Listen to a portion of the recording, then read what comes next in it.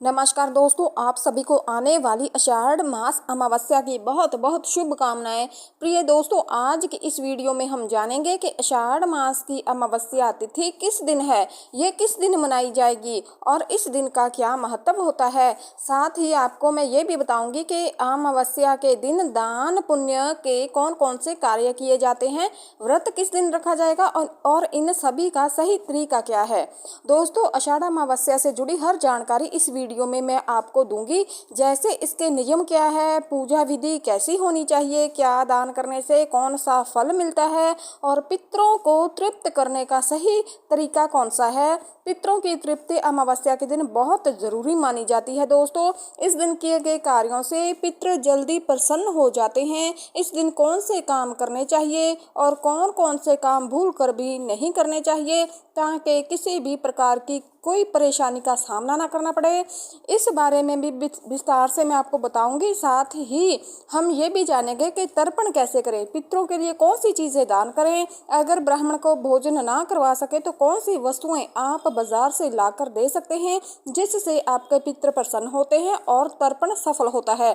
आपसे निवेदन है कि अपने पितरों की प्रसन्नता के लिए कमेंट बॉक्स में हर हर महादेव जरूर लिखें। भगवान की कृपा आप पर बनी रहे और आपके घर में हमेशा सुख शांति और खुशहाली बनी रहे। तो चलिए दोस्तों, शुरू करते हैं। आने वाली आषाढ़ अमावस्या की अमावस्या तिथि पितरों को समर्पित मानी जाती है। इस दिन पितरों के लिए दान पुण्य और तर्पण का विशेष महत्व होता है। शास्त्रों के अनुसार इस दिन जितना अधिक दान पुण्य किया जाए, पवित्र नदी में स्नान कर लिया जाए और तर्पण किया जाए, उतना ही अधिक फल मिलता है। सबसे पहले हम आपको ये बताएंगे कि पितरों के लिए इस दिन कौन कौन से कार्य करने चाहिए। साथ ही मैं आपको ये भी बताऊंगी कि इस दिन कौन से काम भूलकर भी आपको नहीं करने हैं, ताकि कोई दोष ना लगे। इसके बाद जानेंगे कि व्रत आदि की सही विधि क्या है और ये अमावस्या किस दिन है, इसकी पूरी जानकारी बिंदु दर बिंदु दी जाएगी। सबसे महत्वपूर्ण बात तो दोस्तों ये है कि इस दिन सूर्योदय से पहले आपको उठना है। कोशिश करनी है कि ब्रह्म मुहूर्त में उठें, जो प्राय सुबह 3:30 से 4 बजे के बीच का होता है। इस समय दिन बड़े होते हैं और सूर्योदय लगभग 5:30 बजे होता है, इसलिए ब्रह्म मुहूर्त में उठना जरूरी माना गया है, ताकि सूर्य उदय से पहले के समय का पूरा लाभ आप उठा सकें। इस दिन पवित्र नदियों में स्नान करने का बहुत बड़ा महत्व माना जाता है। अगर आपके लिए संभव हो सके तो गंगा जी या फिर किसी अन्य पवित्र नदी में स्नान जरूर करें। ये बहुत ज्यादा उत्तम माना गया है, लेकिन हर किसी के लिए ऐसा करना संभव नहीं होता है।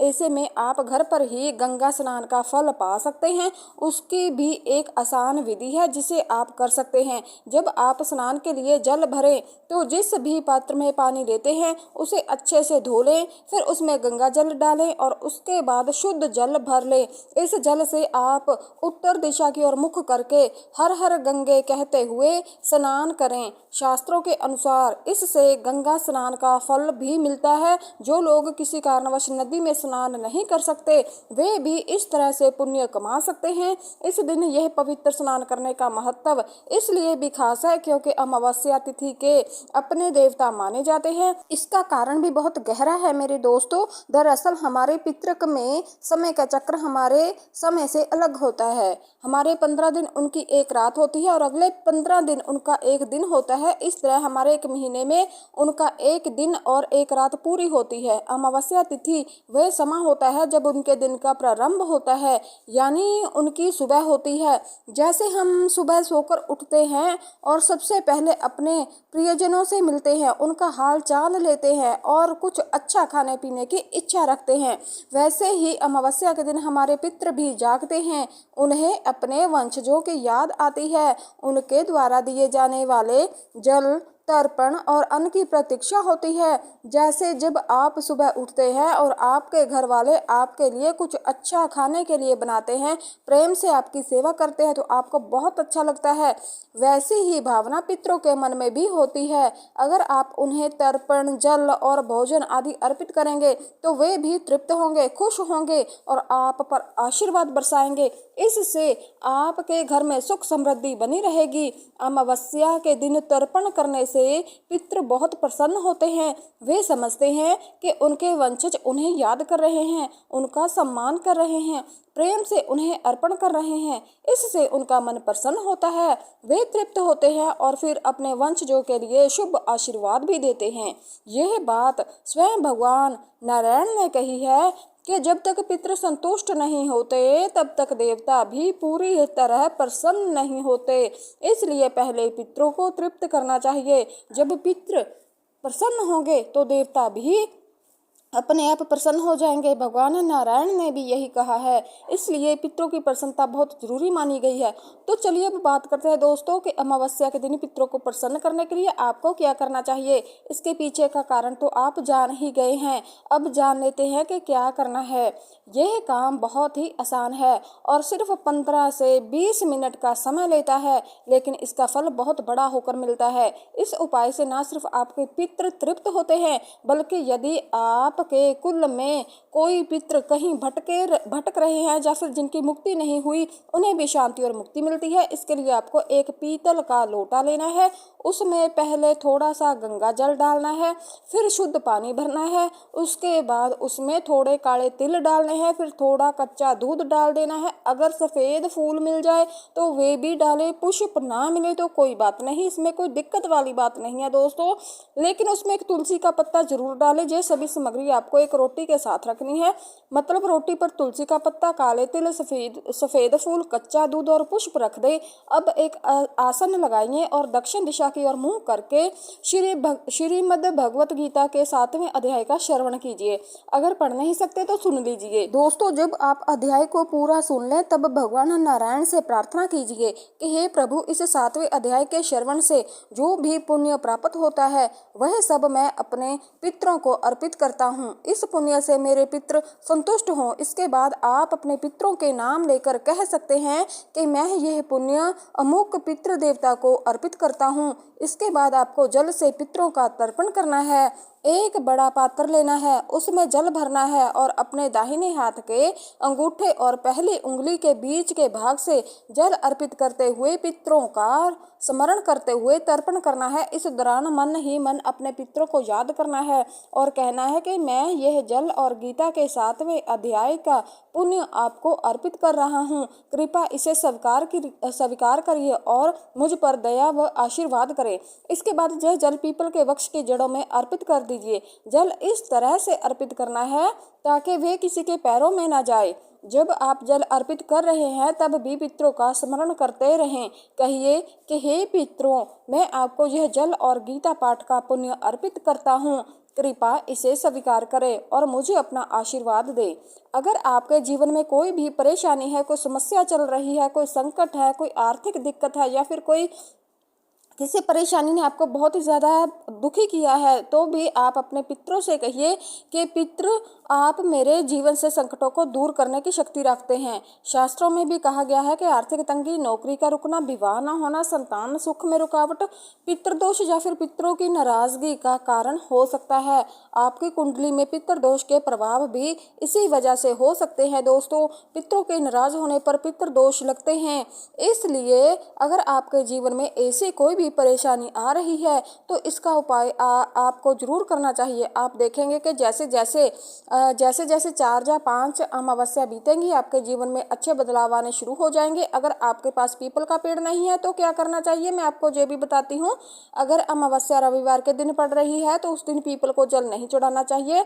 दोस्तों, शास्त्रों में भी कहा गया है कि माँ लक्ष्मी की बहन का वास उस दिन पीपल में होता है। यदि आप उस दिन जल चढ़ाएंगे तो वह आपके घर आ सकती है और फिर घर में धन की हानि हो सकती है। इसलिए विशेष रूप से रविवार को पीपल पर जल का अर्पण करने से मना किया गया है। दोस्तों, अगर अमावस्या रविवार को है तो आप पीपल की जगह जामुन या फिर आम के पेड़ पर जल चढ़ा सकते हैं। लेकिन जब भी आप जल चढ़ाएं तो आप इस बात का ध्यान रखें कि वे किसी के पैरों में न जाए। जल चढ़ाने का सबसे अच्छा समय होता है कुतुब कल का। हर शहर में इसका समय अलग अलग होता है दोस्तों, लेकिन पूरे भारत में मोटे तौर पर 11:30 से 12:30 के बीच ये समय होता है। दोस्तों, आप इस समय में जल चढ़ा सकते हैं। दोस्तों आपको एक काम और करना चाहिए, वे ये है कि किसी ब्राह्मण या ब्राह्मणी को भोजन के लिए बुलाइए। अगर संभव ना हो सके तो केवल ब्राह्मण को बुला लीजिए और उन्हें भोजन विदा कराकर विदा कीजिए। आजकल सभी लोग व्यस्त रहते हैं, ऑफिस जाते हैं, काम काज में बिजी रहते हैं, इसलिए आप चाहे तो फल, दूध का पैकेट आदि भी ब्राह्मण को दान कर सकते हैं। अगर ब्राह्मण को नहीं बुला सके तो मंदिर में जाकर दान कर सकते हैं। मंदिर में जाकर संकल्प लें और दान कर दें। अमावस्या का नियम है कि जब तक पितृ पूजा ना हो जाए तब तक घर में चूल्हा नहीं जलाना चाहिए, यानी किचन में कोई भी काम आपको नहीं करना चाहिए। इसलिए दान का काम सुबह सुबह निपटा लेना चाहिए, फिर बाकी काम करें। ये दान आप मंदिर में जाकर कर सकते हैं या फिर किसी योग्य ब्राह्मण को दे सकते हैं। दान करते समय संकल्प जरूर करना है आपको। अगर पंडित जी संकल्प ना कराएं तो आप खुद ही घर से संकल्प करके जाएं। संकल्प करने की विधि इस प्रकार है दोस्तों, अपने सीधे हाथ में जल लेना है, दक्षिणा के रूप में कम से कम 1 रुपए का सिक्का उसमें रखना है। फिर संकल्प बोलना है श्री विष्णु, ओम श्री विष्णु, श्री विष्णु। इसके बाद अपना नाम, गोत्र, जहाँ भी आप बैठे हैं उसका पता, मकान नंबर, क्षेत्र का नाम और शहर का नाम आपको बोलना है। फिर कहना है आषाढ़ मास की अमावस्या तिथि के पुण्य अवसर पर पितरों के लिए यह दान कर रहा हूँ। इस दान से मेरे पितरों को संतोष और शांति मिले। इसके बाद श्री विष्णु शरणम शरणम बोलते हुए दान सामग्री के चारों ओर हाथ घुमाना है और मंदिर में अर्पित कर देना है। इससे पुण्य आपके पितरों तक सीधा पहुँचेगा।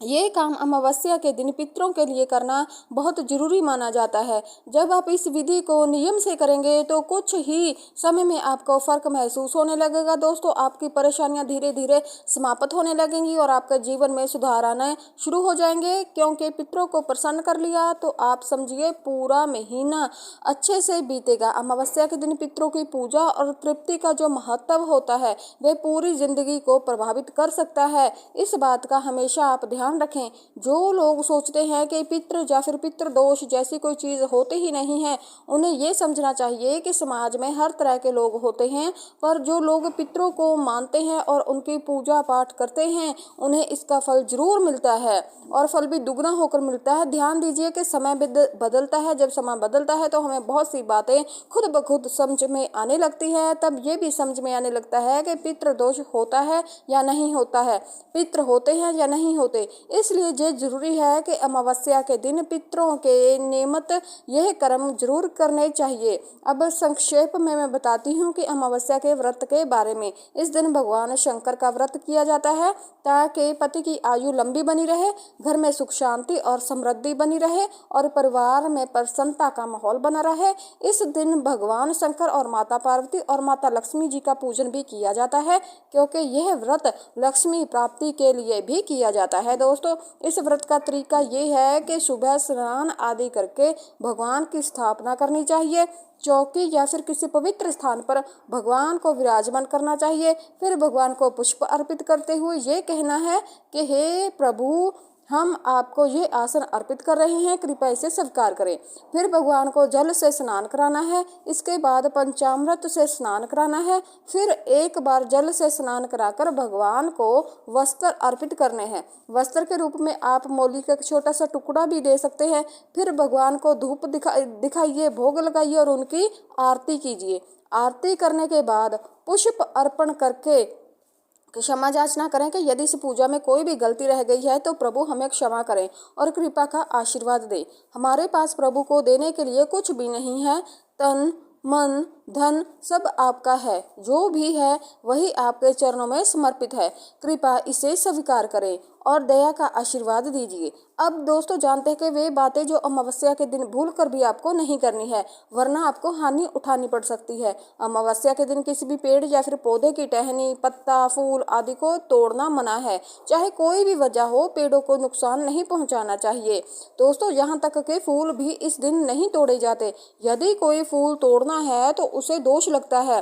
और यह पाप माना जाता है। दूसरी बात यह है कि इस दिन किसी और का अन्न भूलकर भी नहीं खाना चाहिए। अगर कहीं भंडारा है, कहीं प्रसाद मिल रहा है, तो भी बिना कुछ अर्पित किए उसे नहीं खाना चाहिए। शास्त्रों में कहा गया है कि अमावस्या के दिन जब भी प्रसाद लो तो उसके बदले कुछ ना कुछ अर्पित अवश्य करना चाहिए, बिना दान किए इस दिन प्रसाद भी नहीं लेना चाहिए। अगर आप ऐसा करते हैं तो आप जो पुण्य कमाते हैं वे आपके पितरों तक पहुंचता है। शास्त्रों में कहा गया है कि अगर अमावस्या के दिन सही तरीके से दान ना किया जाए तो आपके महीने भर के सारे पुण्य भी व्यर्थ हो सकते हैं। जब शास्त्र बनाए गए थे उस समय सबसे अधिक पूजा पाठ और भगवान की भक्ति करने वाला ब्राह्मण ही होता था, इसलिए उस समय उसके द्वारा किए गए कर्मों का पुण्य पितरों तक सीधा पहुंच जाता था। दोस्तों, लेकिन आज के समय में आपको यह ध्यान रखना चाहिए कि जो भी व्यक्ति भगवान की भक्ति करता है, पूजा पाठ करता है, उसी को दान दिया जाए ताकि आपके पितरों को तृप्ति मिल सके और आपको भी पुण्य प्राप्त हो सके और उसका फल दोगुना होकर मिले। यदि आप ऐसे व्यक्ति को दान देंगे जो ना तो भक्ति करता है ना ही कोई पुण्य कर्म करता है, तो आपके दान का कोई लाभ नहीं रहेगा। इसलिए दोस्तों, योग्य ब्राह्मण को ही दान देने का विधान बनाया गया है। अगर आप ससुराल में हैं तो वहाँ यह नियम लागू नहीं होता, वहाँ आप खा सकते हैं। यदि आप माता पिता से अलग रहते हैं और माता पिता मिलने आते हैं या आप उनके घर जाते हैं, वहाँ भी भोजन कर सकते हैं। भाई बहन के यहाँ भी यह नियम लागू नहीं होता दोस्तों, उनके यहाँ भी आप खा सकते हैं। अब बात कर लेते हैं कि अमावस्या पर क्या करना चाहिए और क्या नहीं करना चाहिए। अमावस्या तिथि इस बार 24 जून को शाम 6:59 पर शुरू होगी और 25 जून को शाम 7:50 पर शुरू हो रही है। 4:27 पर समाप्त हो रही है और जो भी कर्म, दान, पुण्य आदि करने हैं वह 25 जून को करें, क्योंकि अमावस्या का उदय काल उस दिन रहेगा। उदय काल के अनुसार अमावस्या 25 जून को ही मानी जाएगी। दोस्तों मित्रों, कर्म या पितृ कर्म भी 25 जून को ही किए जाएंगे। 25 जून को सुबह 5:25 से लेकर 10:40 तक का समय सबसे अच्छा रहेगा। इस समय जो भी आप करेंगे वह आपके कल्याण के लिए होगा। मैं उम्मीद करती हूँ कि यह जानकारी आपके लिए लाभकारी सिद्ध होगी।